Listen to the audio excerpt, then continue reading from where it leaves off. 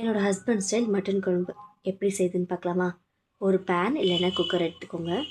Cooker நல்லா சூடானதும் அதில் தேவையான அளவு எண்ணெய் ஊற்றிட்டு, எண்ணெயும் நல்லா சூடானோன்னா ஹோல் ஸ்பைசஸ் ஆட் பண்ணிக்கலாம். பட்டை, கிராம்பு, ஏலக்காய், சோம்பு, கசகசா இதெல்லாமே போட்டு நல்லா பொரிஞ்ச உடனே ஒரே ஒரு டீஸ்பூன் இஞ்சி பூண்டு பேஸ்ட்.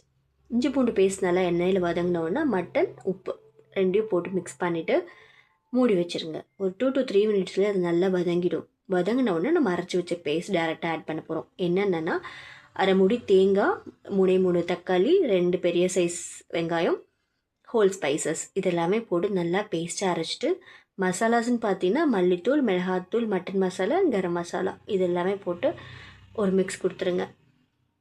நல்லா மிக்ஸ் பண்ணிவிட்டு ஒரு கிளாஸ் தண்ணி ஊற்றி உப்பு காரம்லாம் செக் பண்ணிவிட்டு உங்களுக்கு எப்படி தேவைன்னு பார்த்துக்கோங்க. கிரேவி மாதிரி வேணும் இல்லை குழம்பு மாதிரி வேணும், அதுக்கேற்ற மாதிரி தண்ணி ஊற்றிட்டு உப்பு காரம்லாம் டேஸ்ட் பார்த்துக்கோங்க. உப்பு காரம் தேவை அப்படின்னா நீங்கள் எக்ஸ்ட்ரா போட்டுக்கோங்க. எனக்கு இது கரெக்டாக இருந்துச்சு.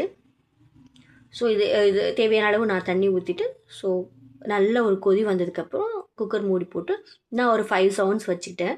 உங்களுக்கு உங்களோட மட்டன் எப்படி வேகுங்கிறத பார்த்துட்டு நீங்கள் விசில் வச்சுக்கோங்க. ஸோ 5 சவுண்ட்ஸ் வந்ததுக்கப்புறம் ஓப்பன் பண்ணி பார்த்தா சூப்பரான மட்டன் குழம்பு ரெடி. அதுதான்.